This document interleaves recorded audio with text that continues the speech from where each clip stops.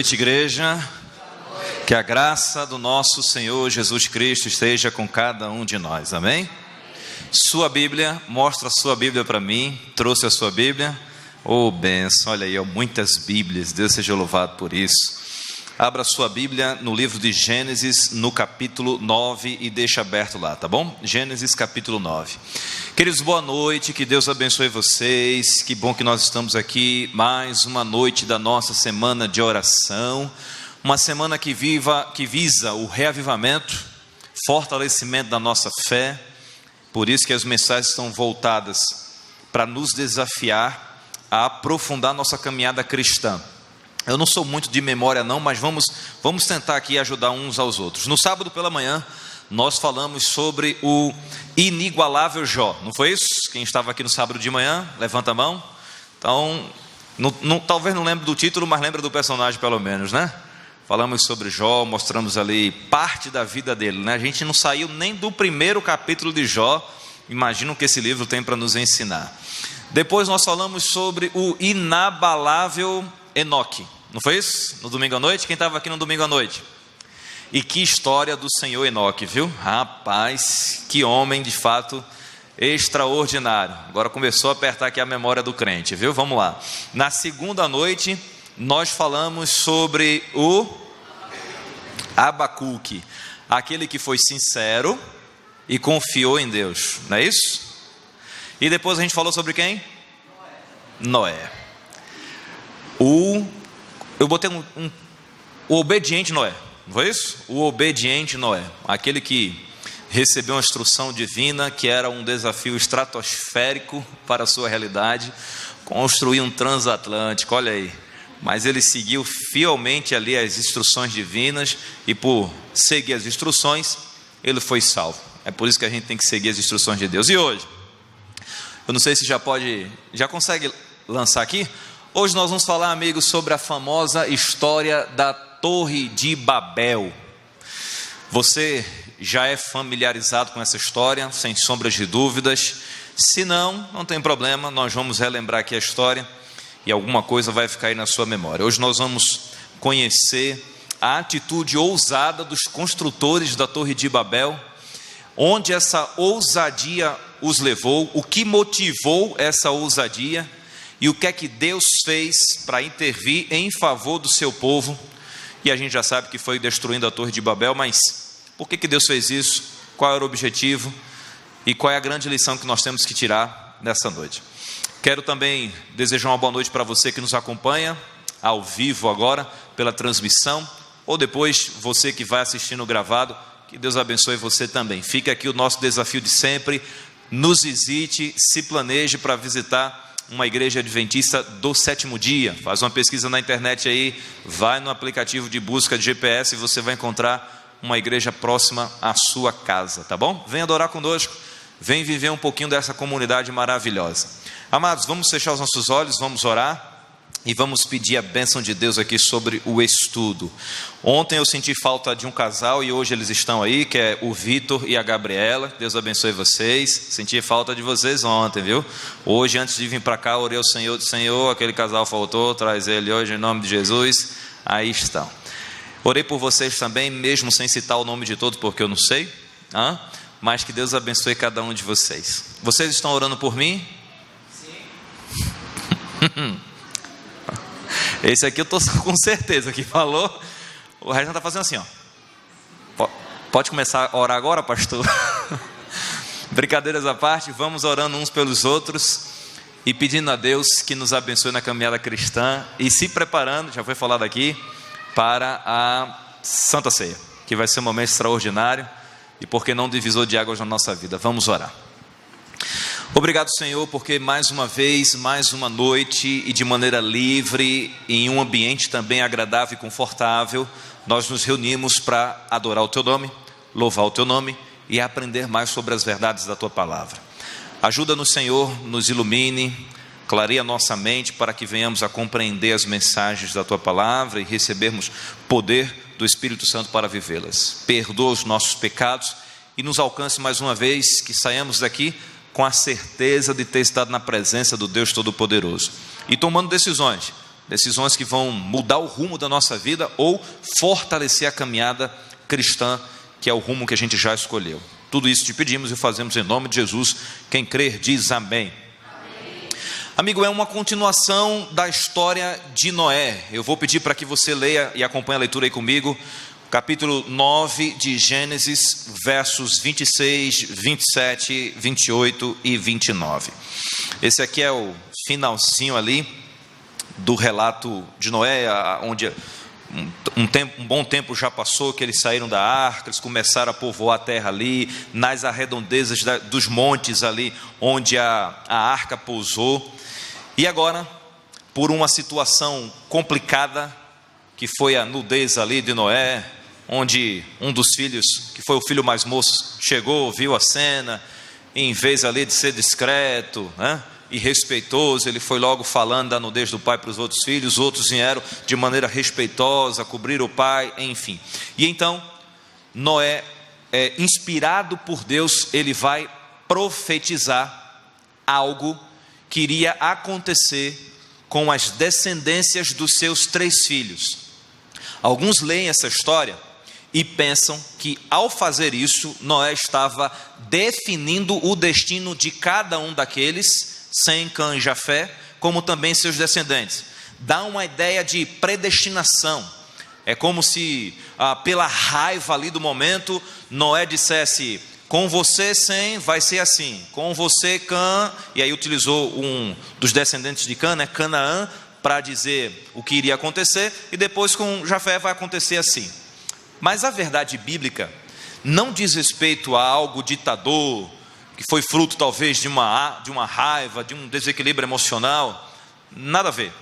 A verdade bíblica nos ensina, e o Espírito de Profecia vai reforçar isso no livro Patriarcas e Profetas, de que o que Noé fez ali, inspirado por Deus, foi simplesmente relatar de forma profética, porque ainda ia acontecer, mas era um relato profético do que ia acontecer com aquelas 3 gerações, simplesmente como motivo ou como resultado da atitude que cada um dos 3 ali decidiu tomar em relação à sua vida.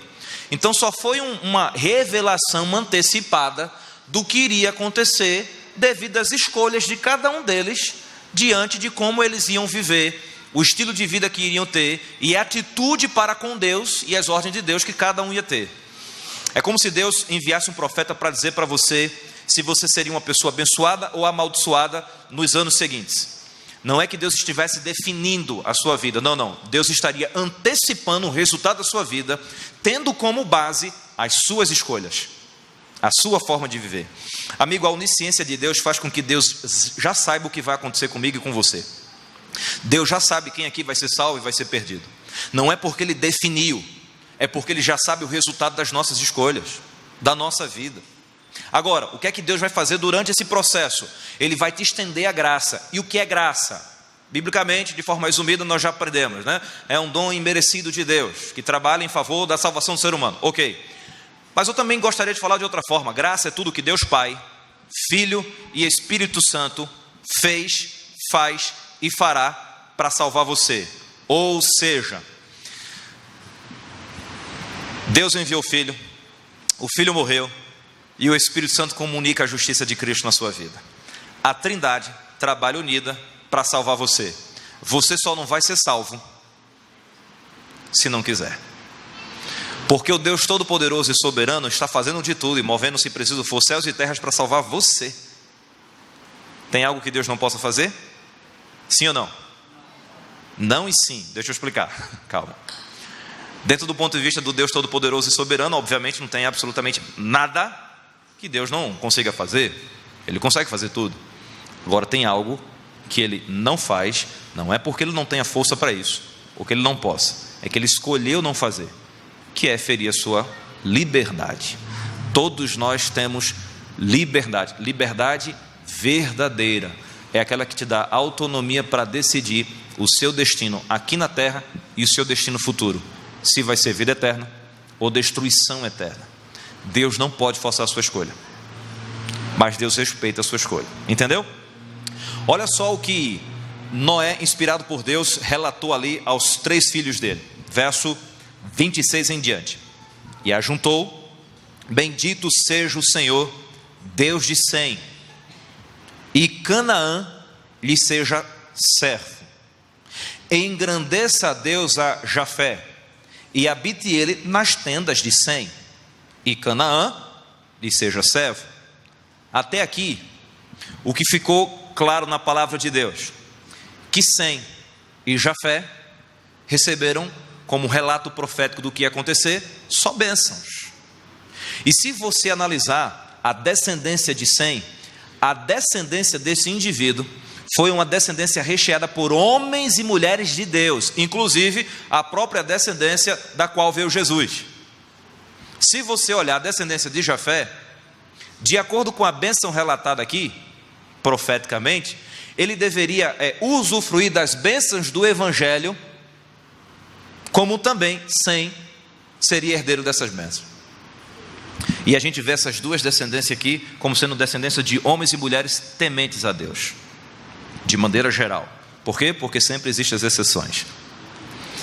Mas quando foi relatado o futuro de Cã, não foi utilizado o nome de Cã, foi utilizado o nome do filho de Cã, Canaã, para relatar que essa descendência seria amaldiçoada por causa das suas próprias escolhas. E quais foram as escolhas da descendência de Cã? Se afastar do Senhor. Observa, isso aqui é depois do dilúvio. Mas qual foi o motivo do dilúvio? Antes do dilúvio, a gente falou aqui, tinham duas descendências. A descendência de, quem lembra? Sete, e a descendência de Caim. A descendência de Sete, os filhos de Deus, obedientes. E a descendência de Caim, os filhos dos homens, desobediência. E por se multiplicar a desobediência, e por infelizmente os filhos de Deus se envolverem com as filhas dos homens, começaram então a abandonar o Deus verdadeiro, a adoração correta, e começaram a ir para o paganismo, adoração falsa, adorando deuses falsos. Chegou um momento que Deus teve que intervir e mandou o dilúvio. Deus foi lá e apertou o reset, recomeçar. Ok, as águas do dilúvio baixaram. Depois de um tempo a porta se abriu, eles saíram e começaram a repovoar a terra. E a ordem do Senhor era de repovoar a terra. Eles tinham que se espalhar, e eles tinham que, através de sua fidelidade e ao se espalhar, levar essa centelha aí da verdade sobre o Deus verdadeiro para todos os cantos da face da terra, para que a luz brilhasse, e que as próximas gerações pudessem, através do testemunho positivo desses homens que saíram ali da arca, Sem, Cã, Jafé, conhecer o Deus verdadeiro. Mas infelizmente a história começa a se repetir. Ao invés de eles aprenderem com a lição, e ser humano tem amnésia para isso, esquece das lições que Deus deu, e aí volta a praticar os mesmos erros, se não piores. O que aconteceu? Um deles ali, Cã, a sua descendência, com o passar do tempo, mergulhou em pecado. E por estarem convivendo próximo as descendências de Sem e de Jafé, a descendência de Cã ficou meio intimidada. Por quê? Porque eles queriam viver a vida do jeito que eles achavam que era legal, sem se preocupar em obedecer às ordens de Deus, os mandamentos de Deus, sem proferir a fé na existência de Deus. Muitos ali deixaram de acreditar em Deus com o passar do tempo, mergulhando só em adoração a falsos deuses, e a própria liturgia desse tipo de adoração os levava para sedução, sexualismo e por aí vai, profano, sexualidade profana. E quanto mais o tempo ia passando, mais no lamaçal do pecado eles iam se aprofundando. Infelizmente, a história do pecado voltou. Quando uma pessoa decide viver em pecado, e ela está no meio de pessoas que lutam para viver a vontade de Deus, esta pessoa que vive em pecado declarado, ela se sente incomodada. Por quê? Porque aqueles que lutam para fazer a vontade de Deus não precisam nem abrir a boca. O próprio estilo de vida já condena o outro estilo de vida. Qual é a atitude aqui? Uma delas, se afastar. Afastamento. Outra, intriga. Aquele que vive na impiedade começa a desabonar o estilo de vida que o outro escolheu. Tenta degredir, essa palavra é? Degrenir. Acabar com a vida do indivíduo. Pronto. Dizendo que não, isso aí não é melhor não, melhor aqui. Isso está errado, não é bem assim. Não tem para que guardar os mandamentos. Isso aí não, já passou. Esse negócio de sábado. Quem foi que disse que não pode beber e fumar? Aí começa a pegar as mensagens bíblicas e distorcer. Para quê? Para ficar de acordo com o seu agrado, com a sua vontade. Chegou um momento que os descendentes de Cã tomaram a decisão: se afastar daqueles que queriam fazer a vontade de Deus. E se afastaram. Eles tinham povoado os montes onde a arca tinha parado, ali nas proximidades. Então esses ímpios tomaram a decisão, se reuniram e tomaram a decisão: vamos cair fora daqui. Por quê? Porque esse povo aqui só quer fazer semana de oração, mano. Vigília, estudar lição de escola sabatina. Toda sexta-feira à noite querem fazer PG aqui. Não, vamos embora. O povo aqui não usa isso, não fala isso, não come um porquinho. Fala sério, não toma uma cervejinha, uma besteirinha. Não tem uma festa aqui meio, entendeu? Tuts. De vez em quando tem também. Enfim, Deus tem misericórdia. Vamos embora aqui, que lugar chato. Vamos curtir a vida. Eita, aqui ó. Curtir a vida. A falsa ideia de curtição de vida leva você para distante de Deus. E você vira mariposa. Como assim? Iludido pelas luzes do mundo, pelas falsas luzes. E você fica insistindo naquela luz, até que cedo ou mais tarde, aquela luz que te iludiu e que você pensou que era boa, é a mesma luz que vai queimar você. Mas ela primeiro se mostra como atrativa. E eles se afastaram. Aí a gente vai para capítulo 11 de Gênesis, a partir do verso 1, que diz assim: ora, em toda a terra havia apenas uma linguagem e uma só maneira de falar. Sucedeu que, partindo eles do Oriente, deram com uma planície na terra de Sinar e habitaram ali. Para quê? Quem são esses? Os descendentes de Cã, os ímpios. Quando a Bíblia diz partindo do Oriente, a direção bíblica nos confirma de que eles escolheram ir para o leste. O curioso é que ao longo da Bíblia, os povos que escolheram tomar a decisão, a direção do leste, foram os povos que estavam se afastando dos caminhos do Senhor. Então, essa direção na Bíblia é apresentada como uma direção que te afasta de Deus. Muitos que estavam perto de Deus, em algum momento da vida, por alguma coisa que Satanás ofereceu, decidiram ir para o leste. Por quê? Porque eles pensavam que lá eles poderiam viver a vida do jeito que gostariam de viver. Lá eles seriam livres de verdade. Eles partiram dali, encontraram uma planície, que diz aqui na Bíblia, na terra de Sinar, perto e às margens do rio Eufrates. A vegetação era exuberante, tinha água ali, onde há água, a vida. Chamou a atenção deles: pronto, nós vamos morar aqui.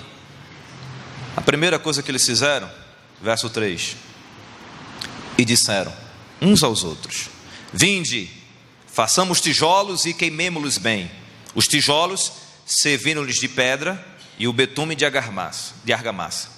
Disseram: vinde e edifiquemos para nós uma cidade. Ponto. Vamos dar uma paradinha aqui. A primeira atitude deles foi encontrar um lugar para habitar. Encontraram um lugar que lhes agradaram os olhos. Quando a pessoa não vive sobre a guia do Espírito de Deus, ela não questiona a Deus quais são os planos dela para ele. Na verdade, só toma as decisões. Isso é um perigo enorme. Por quê? Porque quando você toma uma decisão sem consultar Deus, então você está por conta própria. Pode dar certo? Pode dar muito certo por um certo tempo. Não vai dar certo para sempre. As suas decisões, sem consultar o Altíssimo, pode dar muito certo por um certo tempo. Mas cedo ou mais tarde, vai dar errado. Quem já fez isso e quebrou a cara, sabe muito bem. Quem ainda não quebrou a cara, está se arriscando. Por quê? Porque, como eu te falei, pode dar muito certo por um certo tempo. Então você talvez esteja nesse tempo que as coisas estão indo bem. E aí você aprende a confiar ainda mais em você mesmo, na sua capacidade de escolher as coisas, de decidir por si só, sem consultar a Deus. É melhor preparar a cara. Sabe por quê? Vai quebrar, cedo ou mais tarde. Quando a pessoa não está sob o domínio do Espírito, e sim sobre o domínio do homem carnal, ele vai tomar decisões de acordo com o seu gosto pessoal e suas inclinações. Então eles começam a escolher um local que agrade os seus olhos. Olha outro indivíduo que foi atrás de coisas que agradavam aos seus olhos, Sansão. Sansão disse: eu quero aquela mulher lá. Aí o pai dele disse: mas filho, quantas palavras, né? É jugo desigual. Pega alguém do teu povo. Não, eu quero aquela, me traz aquela, porque só dela me agrado. O ser humano fica cego, amigo, quando ele não está sendo guiado pelo Espírito Santo de Deus. Ele fica cego e louco, mas não percebe. O pior é isso, é o indivíduo estar cego e jurando que tem a visão de ciclope. Só vai entender quem tem mais de 30 anos, né? A visão de... Ei, mano, a visão de quem hoje, hein?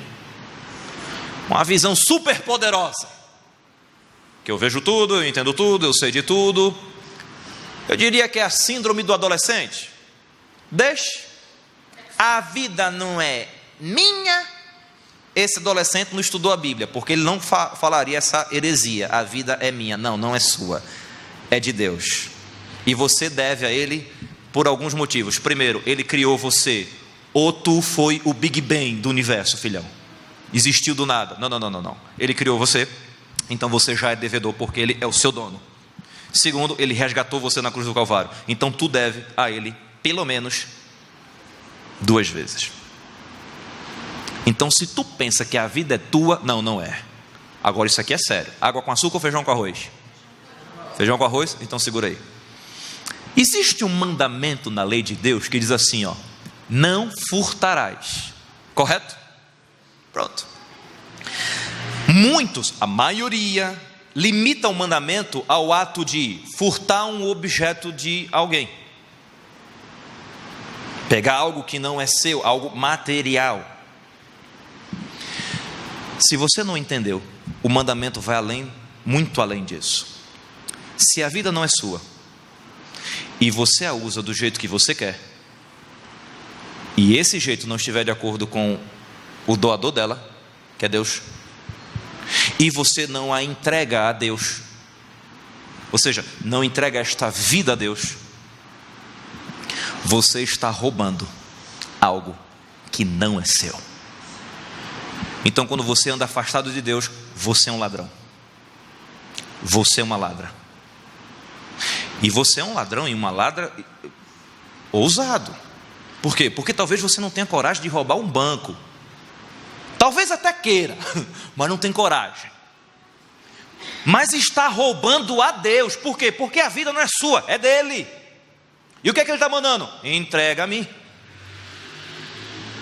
Não, eu não quero, eu quero viver do meu jeito. Está roubando. Não. Só tem um detalhe: ladrão e ladra não entram no reino dos céus. Entregue sua vida a Cristo. Agora tem um outro detalhe aqui, né? Deus não quer que você entregue por medo ou pressão. Por isso que antes de entregar, sabe o que Ele quer que você faça? Conheça Ele. Por quê? Porque você vai se apaixonar por Jesus. E depois da paixão, vai amar Jesus. E depois do amor, você vai se lançar aos pés de Jesus. Vai ser por amor. Já dizia o pastor Alejandro Bulhon no título de seu livro: conhecer Jesus é tudo. Que coisa extraordinária. Mas aqueles homens estavam motivados pelo orgulho humano, pelo pecado, pelos desejos pessoais. Parte deles acreditavam em um ser supremo, não reconheciam como o Deus dos céus, mas acreditavam no Deus supremo que matou a humanidade por ocasião do dilúvio. Então eles reconheciam que existia um Deus supremo que matou a humanidade, e agora eles criaram ódio e rebelião contra esse ser supremo. Eles não queriam amizade com esse ser supremo. Por quê? Porque na concepção deles era um ser supremo volátil. No dia que ele fica chateadinho, ele mata a humanidade. Tem muita gente hoje que acredita no design inteligente, mas não chama de Deus do céu.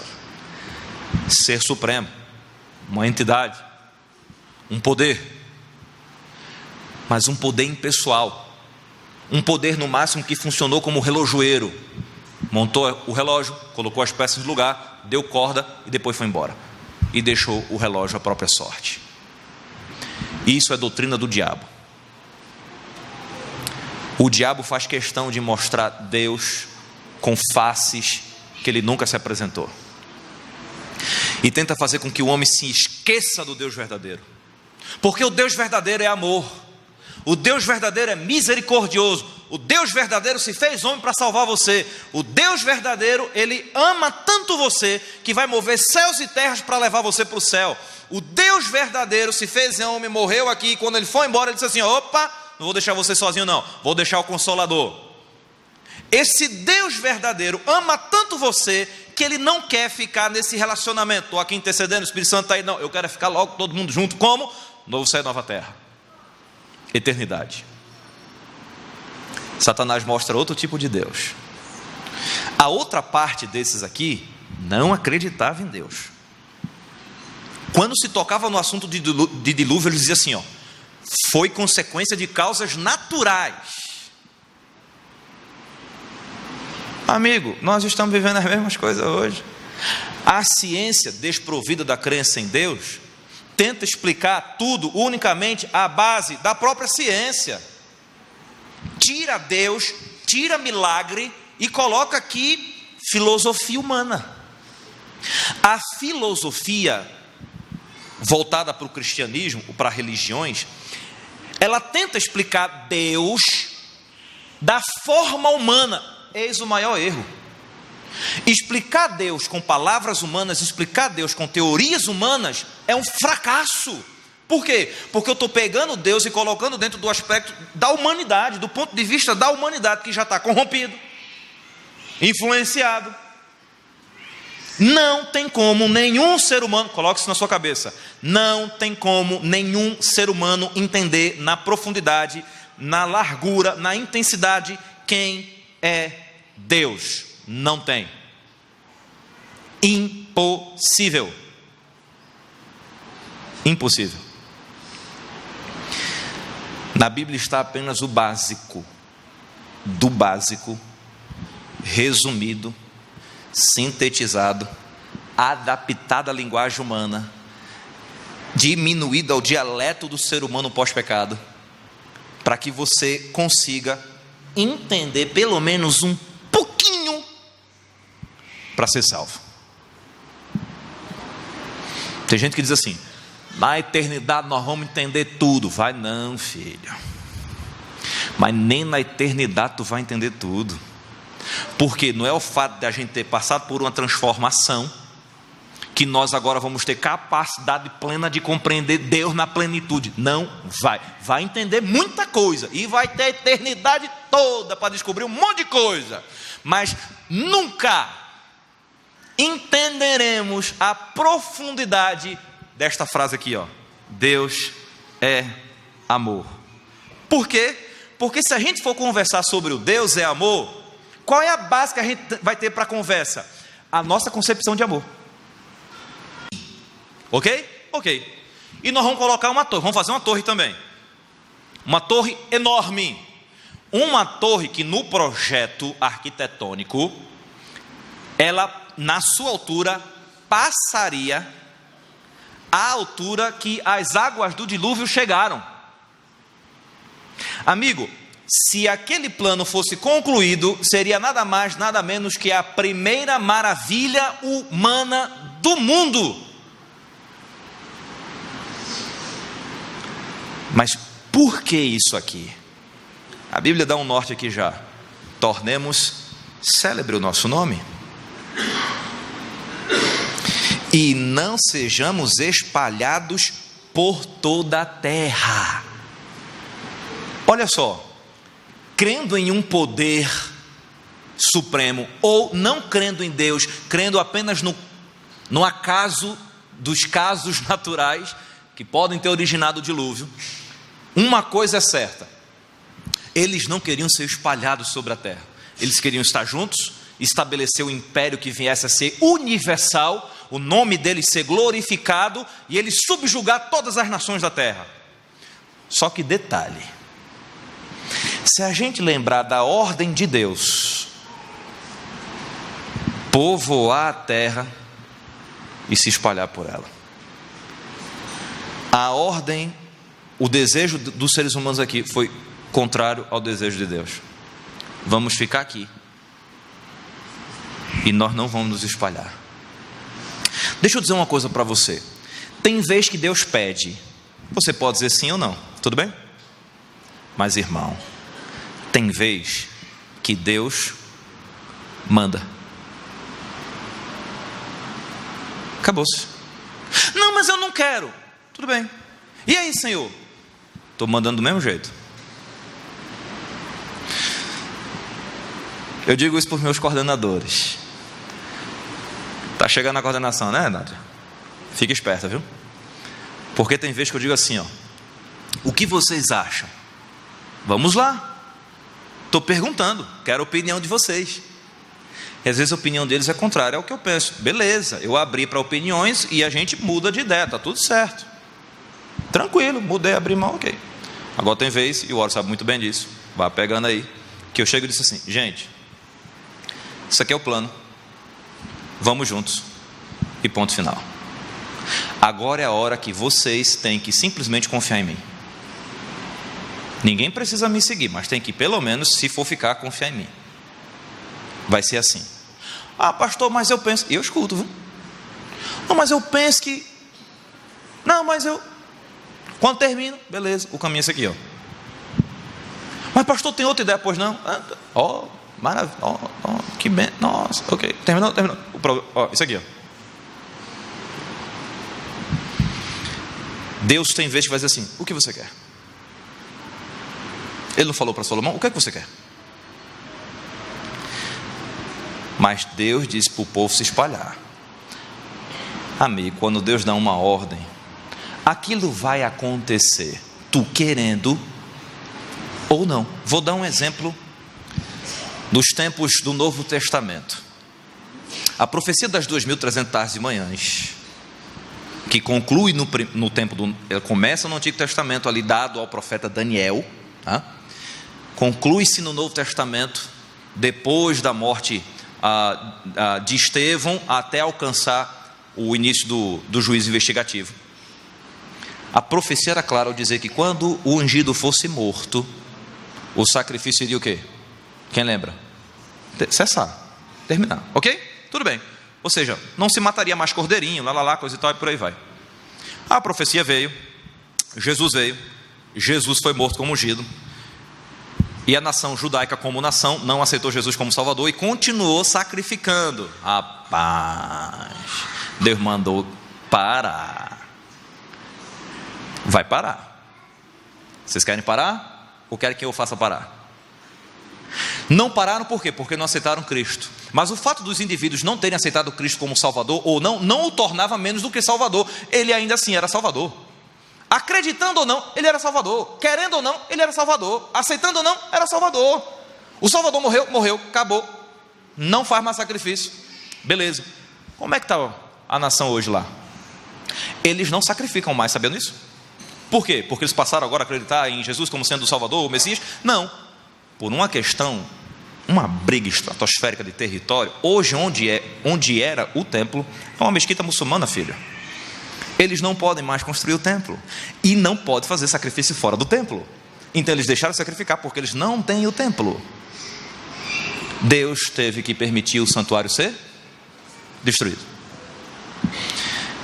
E quem pensa que ele vai ser reconstruído, amigo, Deus mandou parar. Parou. Quando Deus te der uma ordem, segue. Por quê, pastor? Você pode pensar de duas formas. Primeira forma, manda quem pode, mas isso dá um tom de ser ditador, né? Estão mandando, por quê? Porque eu sou Deus. Me obedece, menino? A pergunta não. Se ficar me chateando, eu vou mandar um raio. Não. Aprenda uma coisa mais sobre Deus, aquilo que a gente consegue aprender e entender. Tudo que Deus faz é por amor a você. É desinteressado. É para o seu bem. Sim, Ele pode. Pode todas as coisas. Ele é o soberano. Mas qualquer ação de Deus não é focada nele. É focada em seu benefício para a glória dele. Mas é para o teu benefício. A glória de Deus está em você ser feliz. Você ser salvo. Olha que coisa extraordinária. Um ditador não. Uma ordem de um ditador aqui, mano, é focado nos interesses pessoais. Você que se quebre. Deus não. Deus se entrega por você. Isso é ser ditador? Jamais. Isso é ser um Deus de amor. É diferente. Mas eles estavam envolvidos aqui com seus próprios desejos. Então vamos construir a cidade e vamos construir a torre. Construíram a cidade e começaram a construir a torre. Amigo, dê uma lidinha. Vou citar os mesmos livros de ontem, porque é lá que se concentra o conteúdo mais intenso e denso da história. História da redenção de patriarcas e profetas. Você tem a mesma história sendo relatada nos dois livros. Patriarcas e profetas vai dar mais informações, mas é interessante você ler os dois. Lê os dois, lê a Bíblia. Uau! Monta um cenário diante de você. Puf. Informações que nós vamos ter do Espírito de Profecia. Eles tomaram aquela decisão, e a Bíblia aqui já relata, por causa do orgulho humano. Era uma afronta a este ser supremo. Por quê? Porque se ele inventa de mandar um dilúvio de novo, a gente vai estar na torre, está tranquilo. Isso aqui mostra também incredulidade a uma promessa divina. Escuta só, qual que era a promessa divina? Dada a Noé, quando ele saiu da arca: porei o meu arco nas... E quando vocês olharem, lembrem, eu não vou mais mandar dilúvio. Era uma promessa. Só que os ímpios, um dos motivos de construir a torre era: se este ser supremo mandar dilúvio de novo, a gente eles não acreditaram na promessa. Muitos de nós somos tentados a não acreditar nas promessas de Deus. Quer um exemplo? Isaías 58, verso 13 e 14: se desviares o pé de profanar o sábado, de cuidar dos teus próprios interesses no meu santo dia, se chamares ao sábado deleitoso, o santo dia do Senhor, digno de honra, e o honrares, não seguindo os teus próprios caminhos, não pretendendo fazer a tua própria vontade, nem falando palavras vãs, então, aí vem uma promessa: eu te farei cavalgar sobre os altos da terra e te sustentarei com a herança de Jacó teu pai, porque a boca do Senhor o disse. Olha a promessa de Deus: seja fiel, eu vou te sustentar. E o que é que a gente é levado a fazer hoje? A minha força, a minha sabedoria, eu tenho que resolver, eu tenho que dar o meu jeito. Por quê? Porque eu não acredito mais na promessa. Aí eu vou trabalhar no sábado. Por quê? Porque eu não acredito na promessa. Aí eu não vou me batizar. Por quê? Porque eu ainda trabalho no sábado. E por que não larga? Porque eu não acredito na promessa. Porque se eu acreditasse na promessa, eu andaria pela fé. E o justo viverá pela... E sem fé é impossível agradar a pronto. A história só se repete, irmão, percebe? Não, vamos construir, senão a gente vai se quebrar, se ele enviar um dilúvio de novo. Verso 5. Então desceu o Senhor para ver a cidade e a torre que os filhos dos homens edificavam. Amigo, às vezes que Deus, que a divindade é relatada na Bíblia como descendo até a humanidade, é porque algo grandioso está para acontecer. Deus veio até o homem para dar as tábuas dos 10 mandamentos. Olha que coisa extraordinária. Deus agora desce para dar uma olhada. Eu imagino a cena. Sabe o Espírito de Deus pairando sobre as águas lá em Gênesis? Eu imagino o Espírito de Deus pairando sobre aquela cidade, lendo corações, motivos, motivações, intenções, pecados, vendo a grandiosidade das construções, olhando aquela torre e chegando a essa conclusão do verso 6. E o Senhor disse: eis que o povo é um, e todos têm a mesma língua. Isto é apenas olha o relato do próprio Deus. Isto é apenas o começo. Agora não haverá restrição para tudo que o quê? Que intentam fazer. Duas coisas precisam ser analisadas aqui. Subsídio do Espírito de Profecia. O povo de Deus clamou a Deus para Deus intervir, porque a ideia daqueles ímpios era fazer o império do pecado e subjugar todo o planeta. Como é que ficaria a vida dos fiéis? E eles começaram a clamar, e pelo clamor dos fiéis, Deus desceu e foi ver. Olha que coisa extraordinária. Deus ouve o nosso clamor. Sabe por que Tatuí não é pior? Porque Deus tem o povo dele aqui dentro. Amém. Que clama pela cidade, que clama pelos moradores, que clama pela vida. E Deus vem e olha, e cuida dos seus. Continue clamando, gente. O mundo só não está pior porque Deus tem os dele. Mas vai chegar um momento que Deus vai selar os deles, proteger e juízo. Deus veio, olhou, e aqui está uma coisa interessante também. Os ímpios conseguiram aquilo que o povo de Deus... Água com açúcar ou feijão com arroz? Os ímpios conseguiram que o povo de Deus... Gente, agora é uma vergonha para nós, viu? Segura na cadeira aí que é vergonhoso. Como é que orgulhoso por natureza, apostatado por decisão, idólatra por convicção, conseguem a façanha da unidade?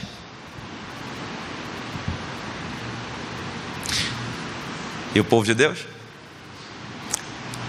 que luta para quebrar o orgulho, que adora o Deus verdadeiro, que louva o Senhor, que diz: feliz sábado, irmão. Quando passa, este povo que ora constantemente, muitas vezes não consegue.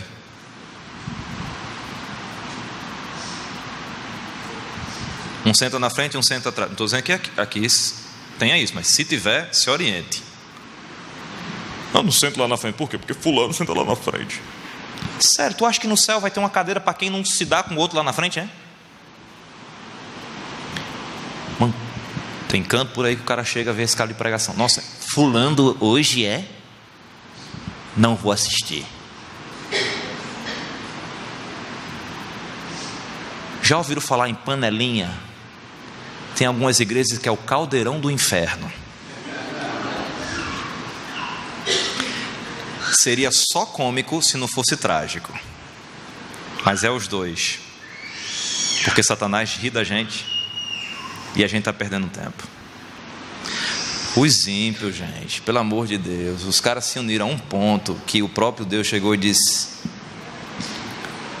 é só o começo. Eles estão tão focados no plano deles que o que eles intentarem fazer, eles vão fazer. Que coisa. Verso 7. Deus teve que agir.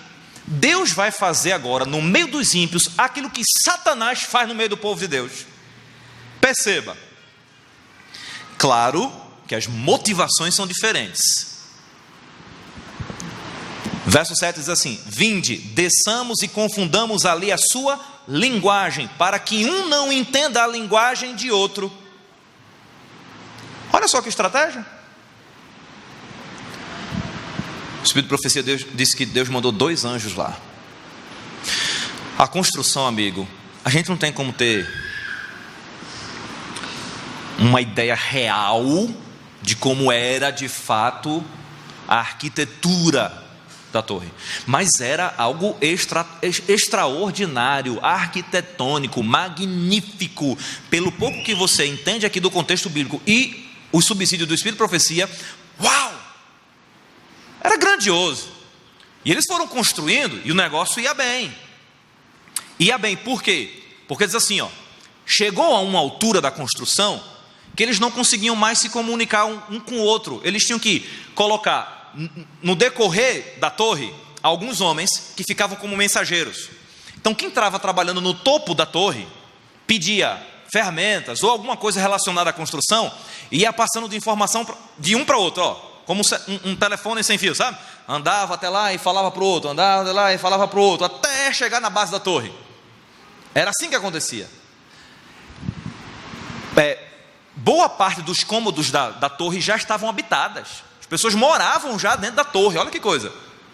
Outros compartimentos da torre, diz a profecia, estava tão ornamentado, era um negócio assim, suntuoso, por quê? Porque eram os locais onde ficavam os deuses adorados por eles. E aquilo ia construindo, estava muito alto. Deus diz, verso 7, vinde, desçamos e confundamos ali a sua linguagem. Desçamos, da ideia de plural, a unidade na pluralidade da Trindade, que é, já te falei, impossível entender Deus. Toda vez que a gente se mete a explicar, nós temos que nos limitar ao que a Bíblia diz. O problema é quando vem gente discursar sobre a Trindade. Ah, mano, a maioria nem percebe, mas tem tanta filosofia no meio desse discurso. Se limite ao que a Bíblia diz. Ponto, é o caminho seguro. Porque daqui a pouco você começar a discursar sobre o que é a Trindade, Deus, como Ele funciona, aí pronto. Aí vai vir Platão. Platão é o que mais vem. Aí vai falar sobre um Deus gerado eternamente. Ih, mano, aí pronto. Aí há uma apostasia doida. Se limite ao que a Bíblia diz. Amigo, o que a Bíblia diz é suficiente para você. O que o Espírito de Profecia vai revelar é suficiente, acabou-se. E o resto é pela fé, irmão. Ponto. Vai se meter no caminho que Deus disse para não ir. Já falei para você, quando Deus diz não vai, confia, mano, não vai. Por quê? Vai dar curto-circuito no teu cérebro. E tu vai pensar que heresia é doutrina bíblica. Cuidado com isso. Amigo, a Trindade está envolvida naquele processo. Lembra de algumas outras partes da Bíblia que a Trindade estava envolvida? Me diz aí. Criação. Olha os eventos. Chamou a atenção do céu. E atendendo um clamor dos fiéis, Deus foi intervir. Estava na hora de intervir. Verso 8. Destarte o Senhor os dispersou dali pela superfície da terra e cessaram de edificar a cidade. Verso 9, chamou-se-lhe por isso o nome de Babel, porque ali confundiu o Senhor a linguagem de toda a terra, e dali o Senhor os dispersou por toda a superfície da terra. Satanás tenta quebrar a unidade do povo de Deus, ou impedir que o povo de Deus se torne um em pensamento, um em objetivo. Por quê? Por causa de Atos capítulo 2. Porque se a igreja se tornar um, o Espírito Santo é derramado de forma magnífica sobre a igreja. Satanás sabe disso. Então o que é que Satanás faz? Manda intriguinha no meio do povo. É um olhando para a roupa do outro, é um falando do cabelo do outro, é um falando Me ajuda, irmão. Do casamento do outro. É um falando. Tu viu onde o fulano. Eita, pronto. É um falando do prato reformado de um e do prato danado do outro. Meu Deus do céu. Menina, a gente não precisa do cão, não. Já tem um monte de diabinho dentro da igreja. Pelo amor de Deus. E Satanás fica, vocês querem o quê? Brigalha para. Sabe quando o povo está esfomeado? Um monte de cachorrinho está esfomeado. Joga um pedaço de pão assim para tu ver. Vixe, pronto, é nóis. Joga um assuntozinho aqui polêmico no meio desses crentes. Pronto. Acabou, meu irmão. Vai rolar a morte ali.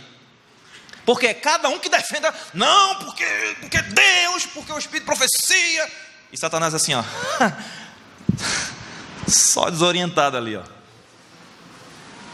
E o mundo morrendo aí. E a gente brigando para defender posicionamento. Satanás quer causar essa confusão para não descer o Espírito Santo sobre nós.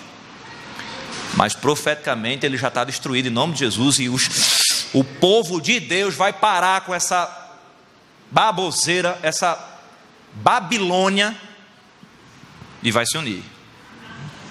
A começar por nós pastores.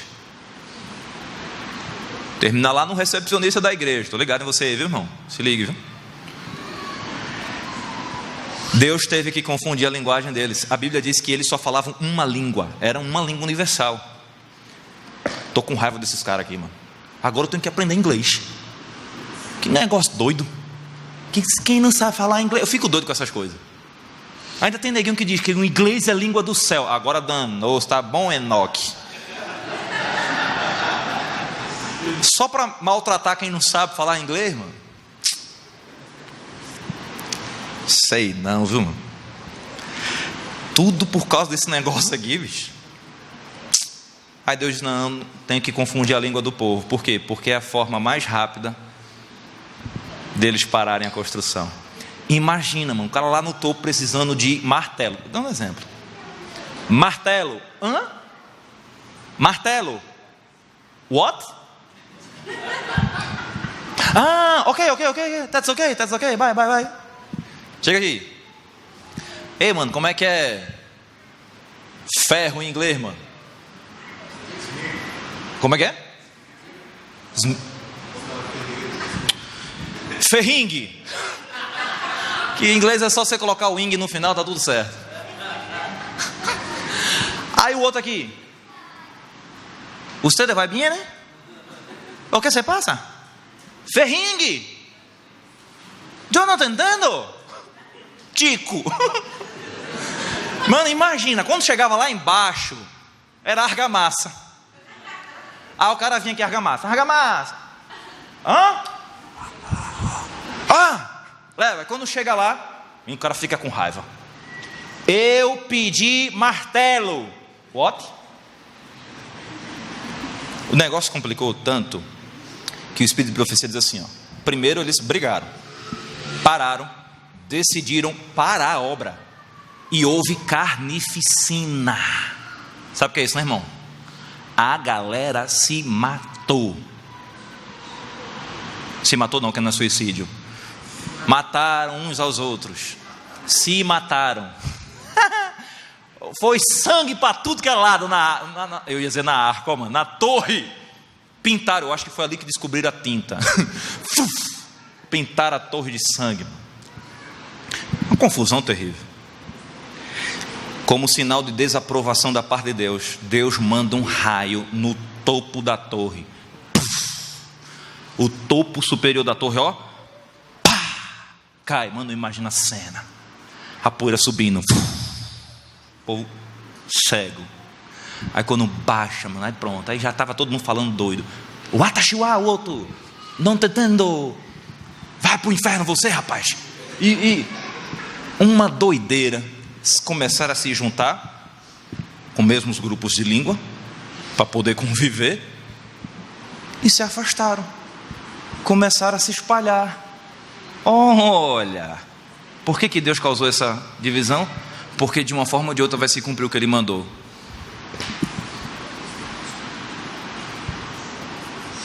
Não é para ficar aí. Amigos, O que Deus quer fazer no tempo do fim é o inverso agora. O que é que Deus quer fazer?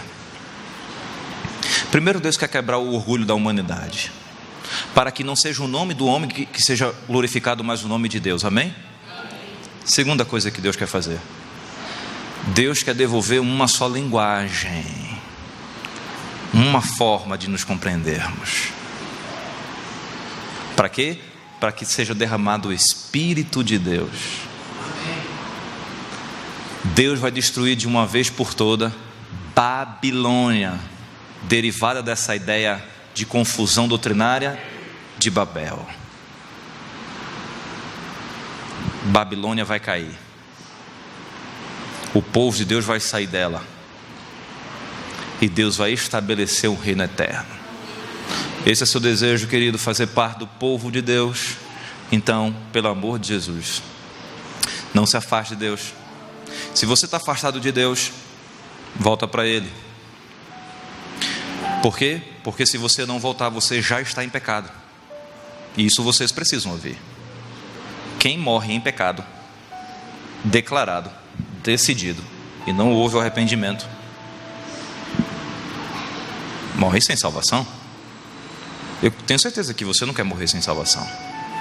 Entregue sua vida a Jesus. Vai tomar uma decisão? Pergunta para Jesus. Adore a Jesus. Guarde os mandamentos de Deus. Faça a vontade dele. E um dia, você será honrado por Ele e colocado para desfrutar da eternidade. Amém? Vamos ficar em pé e vamos fazer uma oração. Tem alguém aqui nessa noite? Eu sei que tem um irmão nosso que está se preparando aí, estudando a Bíblia. Esqueci até o nome dele. Me falaram ali na porta. Edgar, amigo, eu gostaria de fazer uma oração hoje por você, para que Deus fortaleça em seu coração sua decisão por Jesus, e que dentro em breve a sua vida seja entregue completamente nas mãos dele. Pode ser? Posso orar por isso? Você poderia vir aqui perto de mim para a gente orar junto? Se tiver alguém para ir junto com você, o pastor está aí, pastor vem. Como eu falei para vocês, às vezes Deus pergunta, às vezes Deus vai lá e manda. Eu não vou mandar nada hoje, mas também não vou perguntar, eu já vou convidar, tá certo? Vitor, Gabriela, eu quero orar por vocês, aqui. Eu quero orar para que Deus cause uma revolução na vida de vocês, um terremoto espiritual. Porque sabe como é que é, né? Terremoto, as coisas que estão mais soltas caem, né? Eu quero que Deus cause um terremoto na vida de vocês, para aquilo que não for de Deus caia pelo chão, aquilo que for de Deus permaneça, e no poder de Jesus vocês fiquem em pé. Posso orar por vocês? Vocês viriam aqui para a gente orar junto? Eu vou orar por vocês, para que Jesus transforme o coração de vocês. Algum pai ou alguma mãe que seu filho está afastado da igreja, ele não está aqui, você quiser vir aqui à frente representando ele ou ela, nós vamos orar por ele também ou por ela. Ou no caso de algum pai ou mãe que ainda não entregou sua vida a Cristo, você que é filho, quer representá-los aqui, nós vamos orar com essa representatividade, porque Deus sabe quem é, e Deus vai lá e vai trabalhar de maneira poderosa. Vamos orar? Todos vocês que estão vindo aqui, ou vindo com esse desejo de entrega no coração, de conhecer a soberania de Deus, ou representando uma pessoa que você ama, está longe do caminho do Senhor, saibam de uma coisa: Deus não força a decisão de ninguém, mas Deus dá um prazo, que esse prazo a gente nunca sabe se já está no fim ou não. Então o maior e o melhor momento é hoje, aqui e agora. Um anjo aqui me falou, foi um anjo não, foi um ser humano mesmo. Quem que é o Kaique? Quem quer? Kaique, filho, deixa eu te fazer uma pergunta primeiro, antes de você vir aqui, porque você vai vir aqui, fique tranquila. Você ama Jesus? De verdade? Você quer ir para o céu? De verdade? Beleza, então você sabe que precisa aceitar Jesus e fazer a vontade de Jesus, correto? Você já está no processo? Está lutando para isso? Quer mais força de Deus para fazer ainda mais isso? Então vem para cá que nós vamos orar por isso, tá bom? Vem cá, Kaique. Pode vir amigo ou amiga, enfim, se quiser, ou vem sozinho, Kaique, que você é desenrolado. Kaique, você já é de Jesus, viu, Kaique? Você já é de Jesus. Vamos orar. Senhor, nosso Deus e nosso Pai, muito obrigado por teu amor e por tua bondade, Senhor. Nós não conseguimos descrever, nem se tivéssemos todos os papéis do mundo e se o mar se transformasse em tinta, nós não conseguiríamos descrever quem tu és. Por isso, Senhor, dentro da nossa pequenez e limitações, nós te agradecemos por quem tu és, mesmo sem compreendermos, e pelo que tu fazes por nós. Porque uma coisa é certa, nós não merecemos, mas o Senhor nos ama. Mais uma vez a Bíblia apresenta que o Senhor intervém em favor do teu povo, para que a maldade e o pecado não tomasse conta do nosso planeta como um todo. O Senhor teve que agir no dilúvio, teve que agir na Torre de Babel. E todas as vezes que a gente se afasta do Senhor, o Senhor, na tua misericórdia, e muitas vezes um amor incompreendido, o Senhor também age em nosso favor, para que a gente não ultrapasse o limite da tua misericórdia, mas que a gente abra os olhos e volte em tempo. Quero orar por esses que vieram aqui à frente, Senhor Deus, alguns deles precisando entregar a vida a Jesus, ou voltar para casa e se tornar filho pródigo. O Senhor os ama, o Senhor quer salvá-los, então que hoje eles aceitem em seu coração serem salvos. Esses que vieram aqui à frente representando uma pessoa amada, Senhor, um filho ou um pai, que por algum motivo ou se afastou ou nunca entrou nos teus caminhos, o Senhor é um Deus poderoso e pode, Senhor, alcançar esses corações. No teu tempo, da tua forma, porque o Senhor conhece cada um. Insiste, Senhor, aumenta o prazo para que eles tenham mais oportunidades e que eles aceitem e que eles entrem ou eles voltem para o lugar do qual nunca deveriam ter saído. Amém. Te pedimos essas bênçãos, fazemos em nome de Jesus, amém. Queridos, que Deus abençoe vocês. Abraço seu amigo que está do lado aí e já sabe, né? Diga para ele: te orienta, pecador, te orienta. E diga, Deus te abençoe, viu?